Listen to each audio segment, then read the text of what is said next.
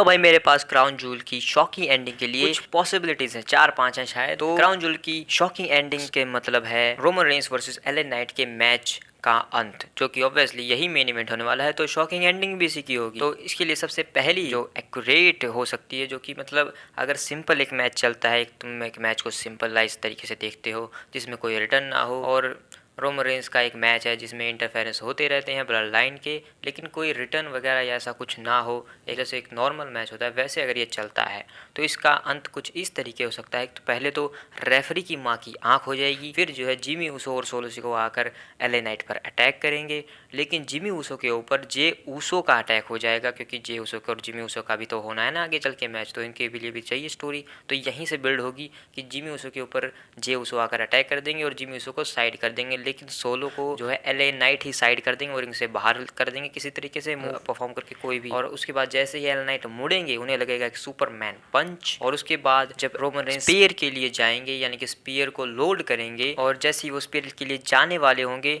LA Knight उसे counter करके लगा देंगे DFT, और फिर वो करेंगे पिनफॉल 1-2। लेकिन यहाँ पर रोमन रेंस के ऊपर पिन थोड़ी ना हो सकता है, रोमन रेंस का या तो किक आउट हो जाएगा, या तो रोमन रेंस किक आउट कर देंगे, या फिर वो रोप ब्रेक कर देंगे, या फिर कोई बंदा सोलो सिकोआ जिमी ऊसो में से कोई एले नाइट को खींच लेगा, या फिर पॉल हेमन भी तो है भाई वहां पर, वो भी इंटरफेरेंस कर सकता है। तो किसी तरीके से किसी न किसी तरीके से पिनफॉल ब्रेक हो ही जाएगा। और उसके बाद जब एले नाइट दूसरे फिनिशर के लिए जाएंगे DFT लगाने के लिए, तो रोमन रेंस उसे काउंटर कर कर लगा देंगे गिलीटीन, और गिलीटीन लगाने के बाद एले नाइट हो जाएंगे बेहोश। तो ये सबसे बढ़िया एंड हो सकता है जो कि हर पॉसिबिलिटी के आधार पर सही होगा, यानी कि एले नाइट के ऊपर पिन भी नहीं होगा, रोमन रेंस जीत भी जाएंगे और कोई वीक भी नहीं दिखेगा, जो कि WWE बचाना चाहती है इस मैच को आगे के लिए। और ये सब सही हो जाएगा इस पॉसिबिलिटी से कि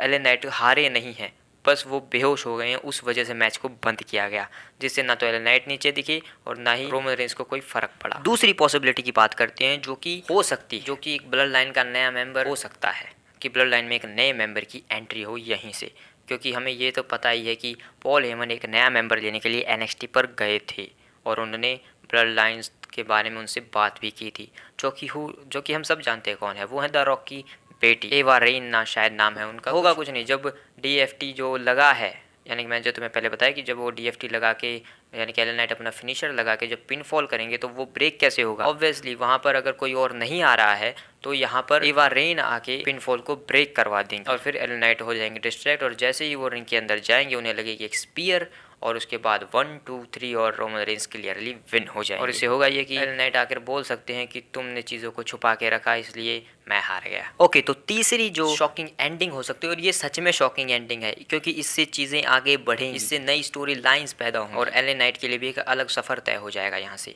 तो तीसरी एंडिंग कुछ इस तरीके हो सकती है कि जब वो DFT जो लगा है, जो मैंने तुम्हें पहले बता दिया कि सोलो को किसी तरीके से बाहर फेंक देंगे, फिर रोमन रेंस सुपरमैन पंच लगाने के बाद जब स्पीयर लगाने जाएंगे तो DFT लगेगा, और उसके बाद जब वो पिन फॉल करेंगे तो 1-2, और यहाँ पर इंटरफेयर करने के लिए कोई और ही बंदा आ जाएगा, वो कोई ब्लड लाइन का मेंबर नहीं होगा, वो होंगे कैरियन क्रॉस, यानी कि कैरियन क्रॉस का रिटर्न हो जाएगा यहाँ पर, और वो एले नाइट पर वार करेंगे। और एले नाइट पर वो वार क्यों करेंगे, क्योंकि जो कैरियन क्रॉस है वो एक हील सुपरस्टार है और वो जो है रोमन रेंस के अगेंस्ट नहीं जाएगा, क्योंकि हील वर्सेस हील हमें देखने को नहीं मिलेगा, और कैरियन क्रॉस जो है वो एले नाइट पर अटैक करेंगे, क्योंकि जब हमने देखा है कि कैरियन क्रॉस जो है वो बड़े बड़े फेसेस पर ही अटैक करते हैं जो WWE में बड़ा नाम हो, जैसे कि एजे स्टाइल्स, ड्रू मैकिंटायर, इस तरीके से। तो उनकी स्टोरी इन्हीं बंदों के साथ चलती है, और जैसे ही मैं सुना भी था कि ब्रे वाइट के अगेंस्ट भी वो जाने वाले थे रेसलमेनिया में, तो इसी वजह से वो एले नाइट के अगेंस्ट जाएंगे, जिस वजह से एक नई स्टोरी पैदा होगी LA Knight versus carrion cross के बीच। और यहाँ से होगा क्या, फिर रोमन रेंस को अपना वही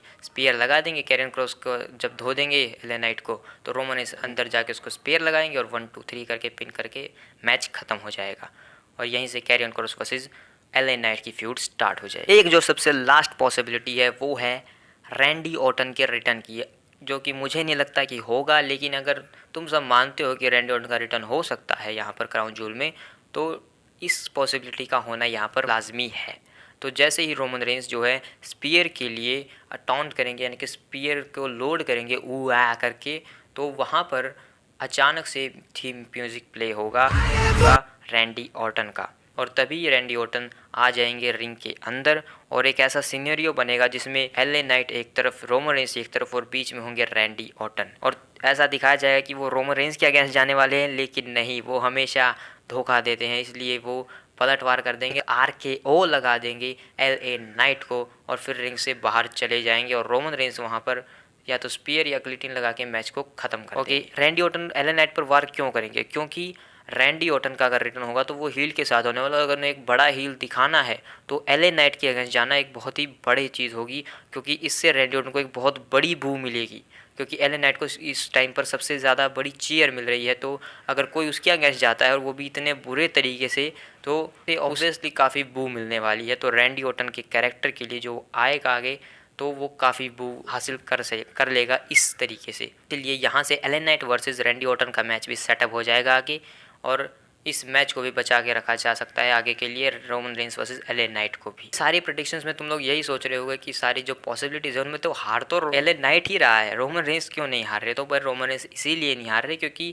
ये वो जगह नहीं है जहाँ पर रोमन रेंस हारेंगे। रोमन रेंस जिस जगह पर हारेंगे वो प्लेटफॉर्म, वो जगह होगी रेसलमेनिया। और रेसलमेनिया कौन सी रेसलमेनिया होगी वो मैंने इस वीडियो में बात की है, तो तुम जाकर ये वीडियो देख सकते हो। तो चलो एक लास्ट पॉसिबिलिटी तुम्हें बता देता हूँ जो कि कभी नहीं होने वाली, कि एलए नाइट ने जब वहाँ पर DFT लगाया तो वहाँ पर वो जीत गए और बन गए हमारे नए अनडिस्प्यूटेड यूनिवर्सल चैंपियन। तो भाई रोमन रेंस का हैरान चेहरा कौन नहीं देखना चाहेगा फिर वहाँ पर? तो मुझे तुम लोग कमेंट में बताओ कि क्या तुम्हारा रिएक्शन क्या होगा अगर ऐसा हो जाता है तो वहाँ पर। मुझे नहीं लगता कि ऐसा कुछ होने वाला है। बाकी मिलते हैं किसी और वीडियो में, बाय।